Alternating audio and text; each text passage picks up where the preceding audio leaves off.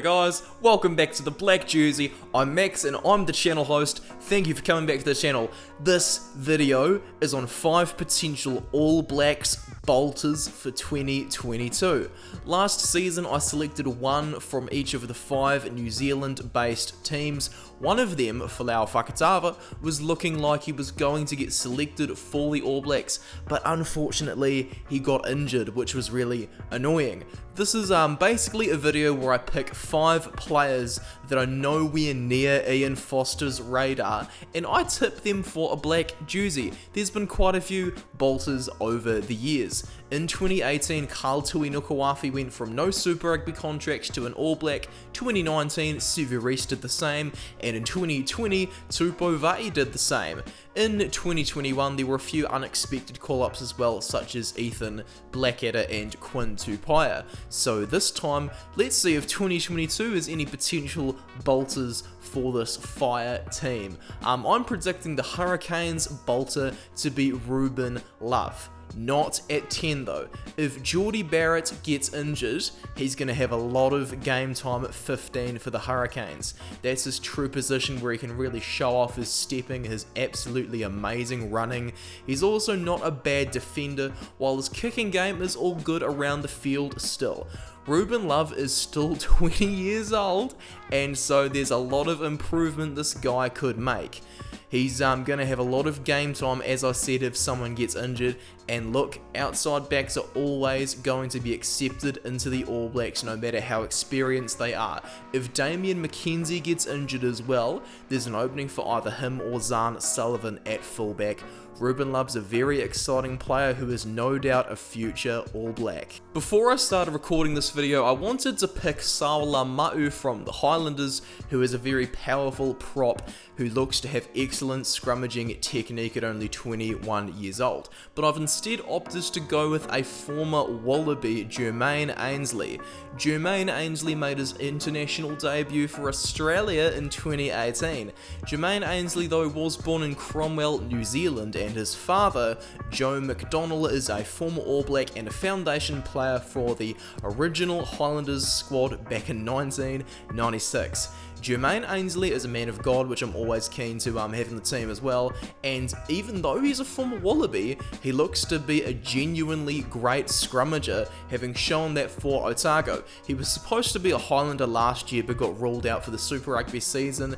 I'm sure that now that the World Rugby rules have changed though, he could potentially be a former Wallaby turning into a current All Black, and nothing would entertain me more than crossing over the Tasman to join the rival team. From the Crusaders, there aren't really too many bolters to pick from, so I'm going to go with Kenny Naholo. Kenny Naholo was released from his contract by the Chiefs after he suffered quite a few injuries whilst playing for them. He's since packed his bags, gone down to the Crusaders, and as we all know, it doesn't matter how inexperienced you are, you can go from zero to hero in the Crusaders outside backs in a matter of weeks. Look at what happened to Sevu Reece, look at what happened to George Bridge. Suddenly no one knew about them, next minute, boom, All Blacks. Kenny Naholo is a very powerful winger, much like his older brother who's a former All Black, Waisake Naholo. Kenny Naholo is a very good defender as well, while his offload game seems to offer a bit more of a passing option in the wider spaces of a rugby pitch. Kenny Naholo has long been marked as a man of a lot of potential. He was a try-scoring machine for Hastings Boys High School, and for Taranaki he's been absolutely tearing it up.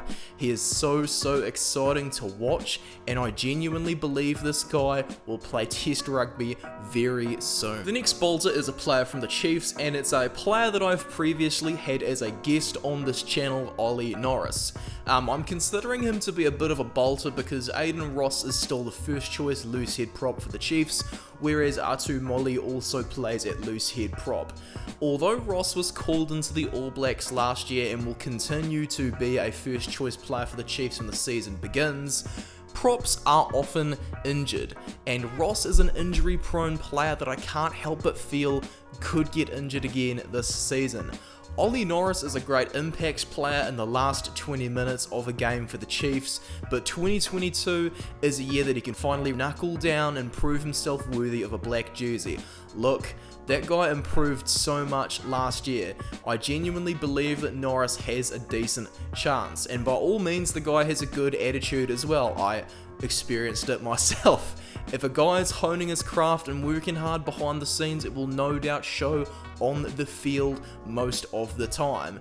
He's looking after his body very well as well. He hasn't been injured so far in his career, and so hey, if he's in good condition, get him in there early so that way he can earn 50 tests. My final player is a representative of the Blues. As I said earlier, it will be Zahn Sullivan and Ruben Love gunning it out for the 15 jersey if someone is injured. I'm putting Zahn Sullivan down as a bit of a bolter because this guy has a lot of potential just like Love. Sullivan is a very different fullback to him though. Sullivan is 6'4", he's a long range goal kicker. He also has a bit of strength and all that stuff, so he's essentially just a like-for-like replacement of Geordie Barrett, whereas Love would be a like-for-like replacement of Damian McKenzie should anything happen to those two. Zahn Sullivan is very cool under pressure. As you can see, he can kick from 50 meters in the final of a competition at just 19. The guy burst onto the scene for the Blues in the later stages of Super Rugby in 2021, and although Stephen Pettifeta won the Dwayne Monkley medal, I think Zahn Sullivan is far better starting for them because he's a specialist fullback that will be able to kick for Beauden Barrett, as we all know Beauden Barrett struggles kicking for goals. Pettifeta I think will instead provide a lot of impact from jersey 22, covering 10 and 15, whereas Sullivan is going to give them the goods in the 15 jersey. Thank you so much for watching this video, guys. So my 5 All Black bolters for 2022 are Ruben Love, Olly Norris, Zahn Sullivan, Naholo, and Jermaine Ainsley, who is a former Wallaby. A big shout out to my patrons over on Patreon for the donations they make. There's a PayPal button in the description if you're keen to make another donation, or you could join Patreon or Subscribestar, where I give you updates on upcoming material, or if you join higher tiers, you can even see material early. Guys, thank you so much for watching this video. Please follow on Instagram, join the Discord server, leave your comments about these bolters in the comments of course, and also remember to like my video and subscribe to the channel, then turning the notification bell on so you don't ever miss a new video. Thank you so much for watching once again, guys. Cheers, it's Max signing out.